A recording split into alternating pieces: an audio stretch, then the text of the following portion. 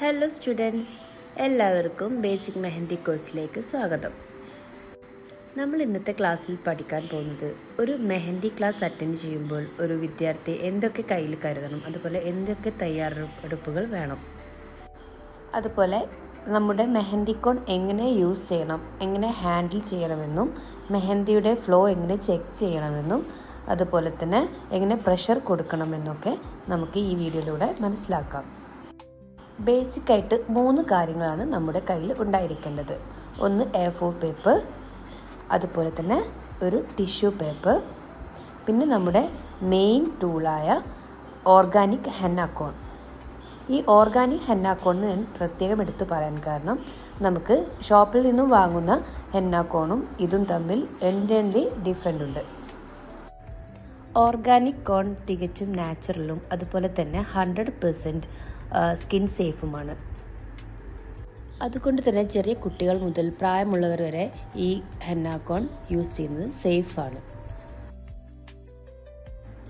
ഒരു artist design ചെയ്യാൻ തുടങ്ങുമ്പോൾ നമ്മുടെ കയ്യിലുള്ള ഹെന്ന കോണിൻ്റെ ക്വാളിറ്റി ഉറപ്പുവരുത്തണം.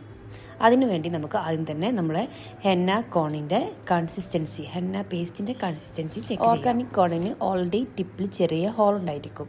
അത് ചിലപ്പോൾ സെല്ലോ ടൈപ്പ് വെച്ചായിരിക്കും ക്ലോസ് ചെയ്തത്, അല്ലെങ്കിൽ പിൻ വെച്ചായിരിക്കും. അത് ഓപ്പൺ ചെയ്തതിന് ശേഷം ജസ്റ്റ് ചെറിയൊരു പ്രഷർ കൊടുത്തുകൊണ്ട് നമുക്ക് ലൈൻസ് വരച്ചും അതുപോലെ തന്നെ റൗണ്ട്സ് വരച്ചും നമുക്ക് ഹെന്ന പേസ്റ്റിൻ്റെ കൺസിസ്റ്റൻസി ചെക്ക് ചെയ്യാവുന്നതാണ്. ആ ഒരു ഫ്ലോ കറക്റ്റ് ആവുന്നത് വരെ നമുക്ക് അത് ജസ്റ്റ് ഒന്ന് കോണിൽ പ്രഷർ കൊടുത്തുകൊണ്ട് ഹെന്ന പേസ്റ്റിൻ്റെ ഫ്ലോ കറക്റ്റാക്കി എടുക്കണം. ഈ ഒരു സമയം തന്നെ നമുക്ക് ഓർഗാനിക് കോണിൻ്റെയും അതുപോലെ തന്നെ ഷോപ്പിൽ നിന്ന് വാങ്ങുന്ന കോണിൻ്റെയും വ്യത്യാസം തികച്ചും മനസ്സിലാക്കാൻ സാധിക്കുന്നതാണ്. ഇനി അടുത്തതായി നമുക്ക് കോൺ എങ്ങനെ കറക്റ്റായിട്ട് ഹാൻഡിൽ ചെയ്യാമെന്ന് പഠിക്കാം. ഹെന്ന കോൺ കയ്യിലെടുത്തതിന് ശേഷം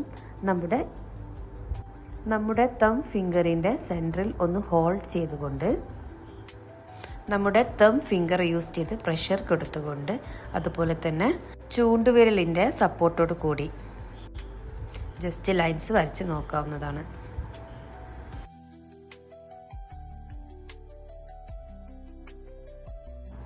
ഒന്നുകൂടെ പറഞ്ഞാൽ നമ്മുടെ ചൂണ്ടുവിരലിൻ്റെയും മിഡിൽ ഫിംഗറിൻ്റെയും സപ്പോർട്ടോട് കൂടി തം ഫിംഗർ കൊണ്ട് പ്രഷർ കൊടുത്ത് വേണം നമുക്ക് ഡിസൈൻസ് വരച്ചെടുക്കാൻ.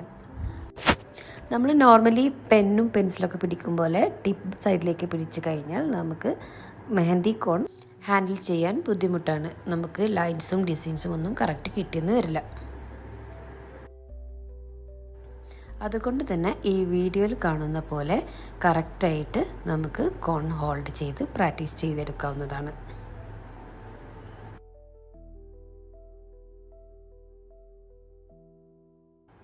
കൂടാതെ നമ്മുടെ ഹെന്ന കോൺ ടിപ്പിൽ എന്തെങ്കിലും ബ്ലോക്കോ സ്റ്റെക്കോ വന്നു കഴിഞ്ഞാൽ നമുക്ക് ഡിസൈൻ കിട്ടുന്നില്ലെങ്കിൽ ജസ്റ്റ് നമ്മുടെ നെയിൽ യൂസ് ചെയ്ത് അത് പ്രസ് ചെയ്തുകൊണ്ട് വലിച്ചെടുക്കാം.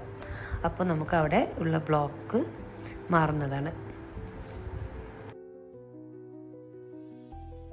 ഇതൊക്കെ തന്നെയാണ് ഒരു ആർട്ടിസ്റ്റ് ഹെന്ന കോൺ ഹാൻഡിൽ ചെയ്യുമ്പോൾ ബേസിക്കായിട്ട് അറിഞ്ഞിരിക്കേണ്ട കാര്യങ്ങൾ. എന്നാൽ ഇതുമാത്രമല്ല, ഇനിയും ഒരുപാട് ടിപ്സ് ആൻഡ് ട്രിക്സ് നമുക്കുണ്ട്, പഠിക്കാനുണ്ട്. അപ്പം ഇനി അടുത്ത ക്ലാസ്സുകളിൽ നമുക്കിതൊക്കെ തന്നെ സ്റ്റെപ്പ് ബൈ സ്റ്റെപ്പായിട്ട് പഠിച്ചെടുക്കാം. അപ്പോൾ അടുത്ത ക്ലാസ്സിൽ നമുക്ക് ഹെന്ന ഡിസൈനിങ്ങിനെ കുറിച്ച് പഠിച്ചെടുക്കാം. അതുവരെ എല്ലാവർക്കും ഓൾ ദി ബെസ്റ്റ്.